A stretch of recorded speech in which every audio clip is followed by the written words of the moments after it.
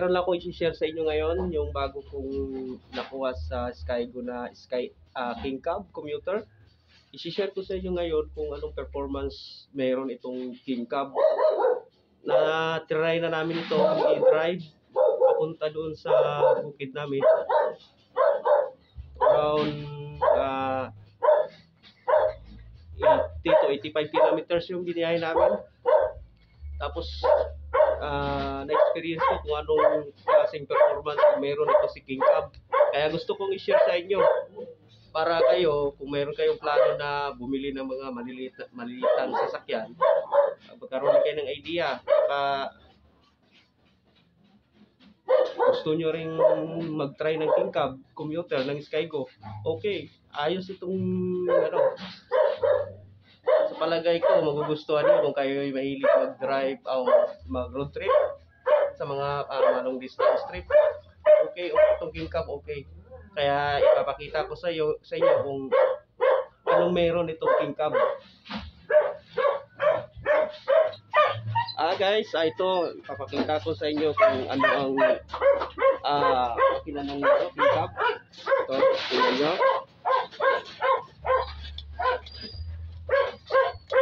Ito yun siya, oh. Parang parang yung normal na motor lang yung ginagamit natin na inano lang nila, ini-improvise lang nila. Kaya hindi tayo mahirapang mag-troubleshoot nito dahil alam na natin to yung mga ganitong hindi kagaya ng mga ibang mga automatic na mga dyan na manibago pa tayo. Ito normal lang na inano lang nila, in-improvise lang nila, tingnan mo. Okay, saka ang nakaganda nito, meron na siya air cooled siya, air cooled, tapos meron din siyang radiator, radiator cooled. Kaya kahit na long distance ang biyahe natin, hindi tayo mangangamba na magbago ang performance kasi naka-maintain yung niya, yung lamig ng makina, yung performance niya hindi nagbabago, yung hatak hindi nagbabago.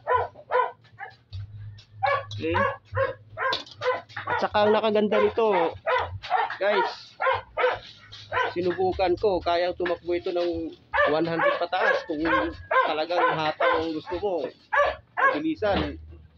Kaya nito kaya niya takbuhin ito King Cab. Kaya kung kayo gusto nyo, try nyo rin. Disclaimer lang mga guys, hindi ko sponsored ng Skygo. Lang, experience ko lang, natuwa lang ako nito Kaya gusto ko rin i-share sa inyo. Baka may plano kayong bumili ng sasakyan na maliit ang sasakyan, pang travel, pang pamilya.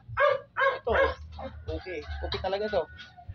Bagay na bagay to sa mga lunggay, sa pamilya na mga maliitang pamilya lang. Ayos to. Kaya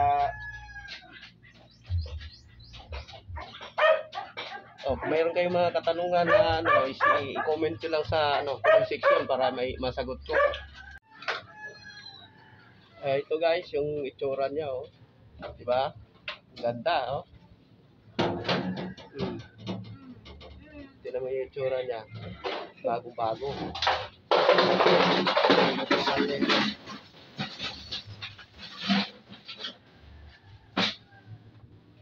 Yan yung manibela niya.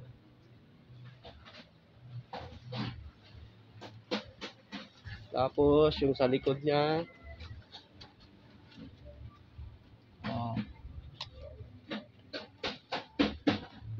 yan. Tapos meron siyang dalawang upuan. Ayan, dalawang upuan. Pwede umupo dito yung pwedeng apat-apat, 8.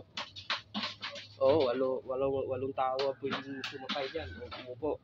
Tapos pwede rin dito, dalawa tabi ng driver.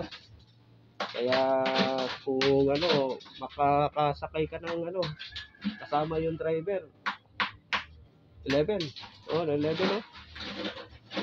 Kaya sulit ang trip. Tapos yung konsumo ng gasolina nito, normal lang din ng yung mga motor natin na kung anong ng gasolina doon. Ganun talaga. Hindi naman kagaya ng Mga malaki ang mga makina. Ito, malinis lang yung makina. 200cc lang to eh.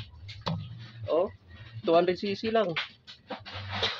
Kaya, sa konsumo ng gasolina, normal lang din ang experience natin sa, ako meron akong 150cc sa Motorstar.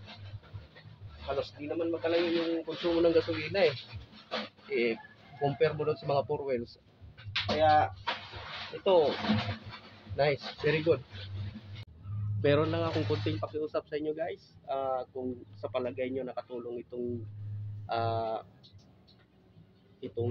video ko ngayon, huwag nyo naman po sana akong pagkakaita ng like and share and subscribe para may pagpatuloy ko itong pag-update ng King Cab para may share ko rin sa inyo kung ano pa ang mga pagbabago o mga kakayanan nitong King Cab.